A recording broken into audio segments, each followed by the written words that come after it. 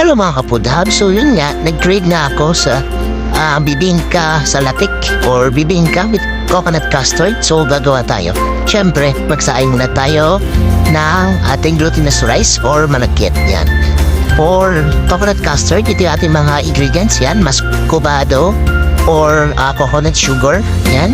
Sa palengke na bibilihan din, kailangan na isa lahat ng condensed milk, butter, egg yolk. So kung lang egg yolk, yan, dahon na saging. Then vanilla, optional lang ang vanilla. Then yan, coconut. So ang ginamit ko dito ay Coco Mama.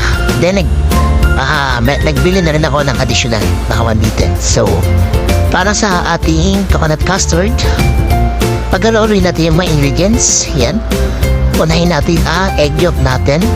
Yan, egg yolk muna, 2 lang ang ating nilagay.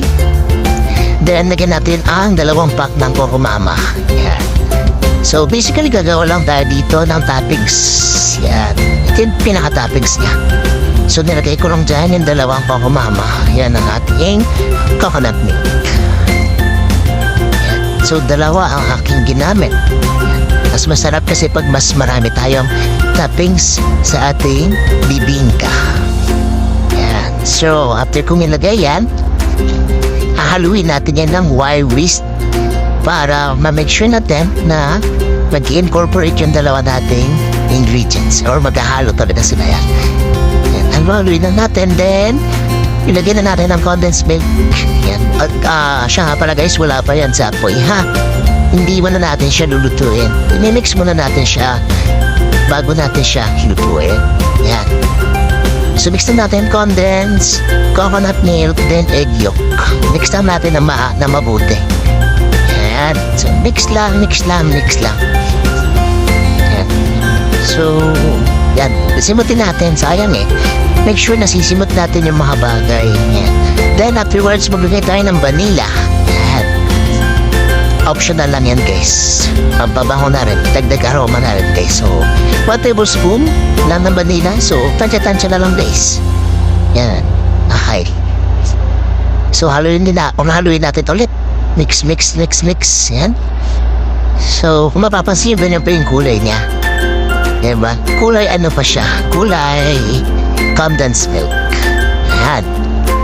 So, after nyan, after kong i-mix yan, ihahalo na natin or papainitin muna natin siya guys. Lulutuin na natin siya guys. Isasala natin sa apoy. Slow cook lang tayo. Make sure lang na i-continue natin yung pag-whisk sa kanya. Okay? Yan. Para inilin yung pagkaluto ng ating coconut custard. Yan. So, make sure lang haluin. Yan. So, hindi pa naman siya kumukulo. Yan. So, talaga nakakangawit yan guys. Alawin na natin siya ng lumapot. Yan. So, afterwards, lagyan na tayo ng ating muscovado or yung coconut sugar. Yan. So, medyo may mabubuo talaga siya guys. Meaning legit siya ng coconut sugar siya. Hindi siya gawa ng Illuminati. So, yan. Kung mapagpansin nyo, may bago na yung kulay ng ating sauce or toppings. Nag-darken na siya because of the muscovado. Yan. So, haluin natin siya guys. Hanggang sa lumapot. Yan. So, kung meron kayong cornstarch, pwede kayo maglagay to bind yung mga ingredients natin. And mas mabilis siyang lumapot. Yan. So, haluin na natin. Yan. Okay. Sige, haluin lang natin guys. Yan. Kung pagod tayo, pwede magpahinga. Yan.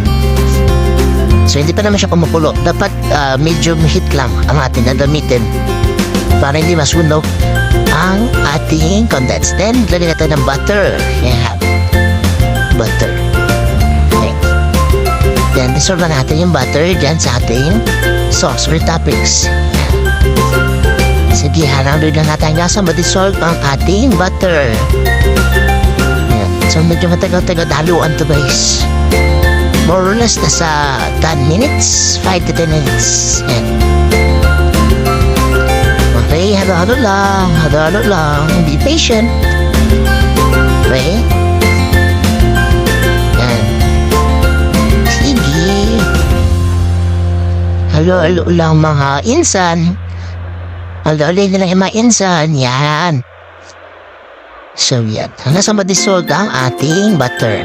And lumapot ang ating sauce. Okay, yan. Palit-palit ako ng famay kasi nakakangawit talaga guys. Nandiyo lang, awit ang tito yun. Yan. Okay. Sige.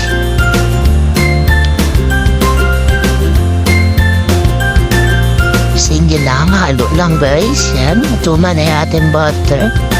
Then, pwede na siyang i-adjust yung kanyang sauce, yung lasa, yung tamis. Yan.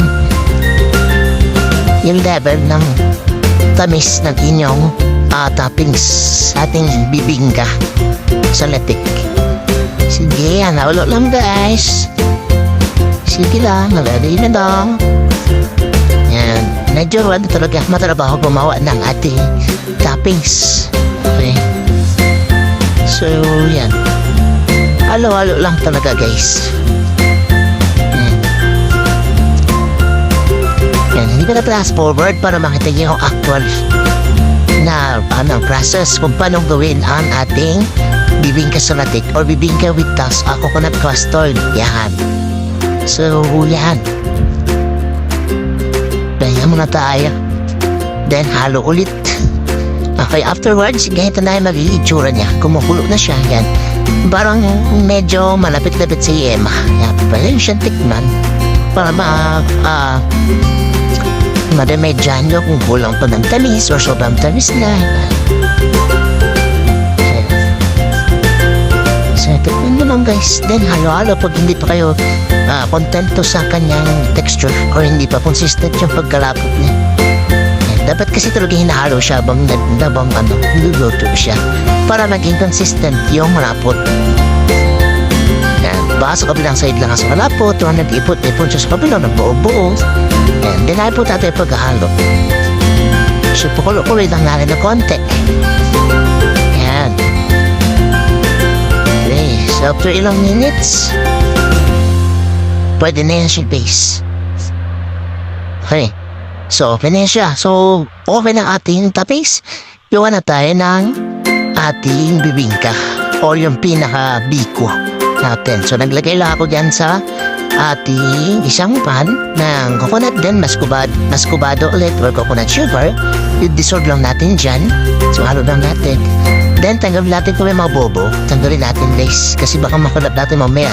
Masakit yan sa ngipin. Right, so yan. Dissolve lang natin dyan. So, mababrown din siya. And then, ihalo lang natin siya sa ating sticky rice. And then, natin yung bobo. Yan. Okay. Kasi makagat natin eh. Makain natin guys, mahirap na. Mas wala na lang safe.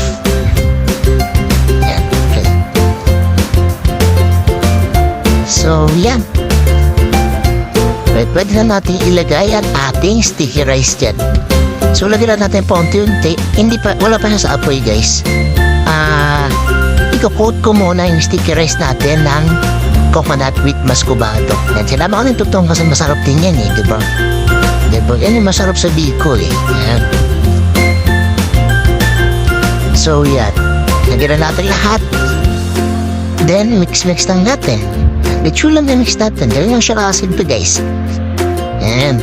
3 tsupa ang aking sinain dito. Ayan. So, medyo konti lang siya guys. Kasi nga, itatry pa lang naman natin kung perfect yan. First time natin gumawa ng kakanin guys. Hindi tayo talaga expert. So, try lang natin kung na-achieve natin yung gusto natin lasa.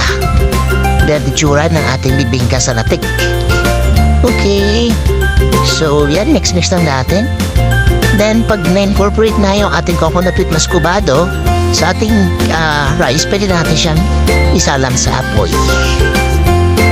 Okay. So, yan. Masaglit ang luto yan kasi nasain naman na natin yan, guys. So, okay na yan siya.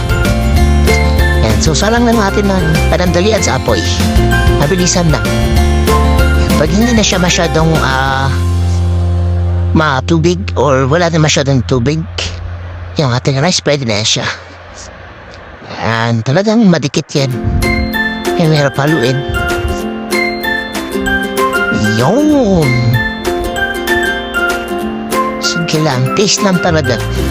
Sa huli, nalasap nyo ang sarap. Okay. Sige nga, lole mo lang yan, Tito. Naya pa kamayan si Tito. Gumamit pa ng wooden, chance ba yan? Okay, Tito. Nalaglag po, Tito. Sayang, Tito. Yan, talaga mahirap maghalo, guys, eh. So, yan. Pag naramdaman yung lumalaban na yung rice na pwede na yan. Talagang dumidikit na. Pwede na yan, guys. Para pa nang magsasanab dyan, eh. Yan, so okay yan, guys. So, tara, lagyan na natin siya sa baking pan. So, syempre, yung baking pan natin, lalagyan natin ng banana leaves. Yan, alam na rin yan kung paano maglagay. Sunugin mo lang yan para siya madali mapunit. Yan. And then, mabend-bend natin siya. Maging flexible ba siya? So, lagyan na natin ang ating sticky rice dyan. Okay. Yan, nabilisan lang. Medyo malagkit. Okay, guys. Yan. Lagyan lang natin yan sa ating baking pan. Kasi bibake natin siya, guys. Yan, bibake. Paano pag walang oven? Walang oven. Okay lang naman siguro na hindi i-bake, guys. As long as patigasin mo lang or lagay sa rep or palamigin ng inyong toppings. Pero sa akin kasi, mas gusto ko may tosta. Matusta yung ating toppings. Or kahit pa paano mo bake yung ating bibingka. Yan. So, yan. Na problem natin, flat lang natin lahat, guys. So, yan. Okay na yan. Pag-proven na yan, add natin yung toppings sa taas. So, flat mo lang tayo konti. Yan. Para pantay naman. Yan. Yan. Sige, wala ka sa spatula. Yan. Hindi ko makita yung mga baking equipment. Yan. So, yan. After yan, lagyan na natin ang ating pinaka-sauce yan. Toppings. Yung toppings natin. Sige. Lagyan natin on top. Sobrang sarap niyan. Yan. Yan. Straight from the pan. Nilagay ko na siya. So, ang gusto ko sana kanina dyan is ikakalat po. Pero pangit na siya tignan. So, yan. Tinaktak ko na lang. Binos ko na lang directly sa mga part na wala pang sauce. Ang pangit kasi pag kinakalat pala. Yan. So, yun. Simutin lang natin. Sayang kasi. Sobrang sarap niyan, promise, guys. Craving satisfied talaga tayo today. So, yan. Napakadaling gawin. Pwede nyo try sa bahay niyan, guys. So, tak-tak lang natin para maagasos yung mga portion na wala. Yan. Diba? So, that's it. Pwede natin siya i-bake, guys. So, i-preheat lang natin muna ang ating oven. So, sa pag-preheat minutes ko ng ating oven, i-bake natin siya, guys, ng 10 to 15 minutes. Yan, depende sa tosta na gusto nyo. Okay? So, yan. Sinalang ko na siya. Check ko mag-preheat. Yan, sarang natin siya for 10 to 15 minutes. 10 minutes. Most probably 15 minutes yung pagkasala ko dito yan. So, check lang natin from time to time.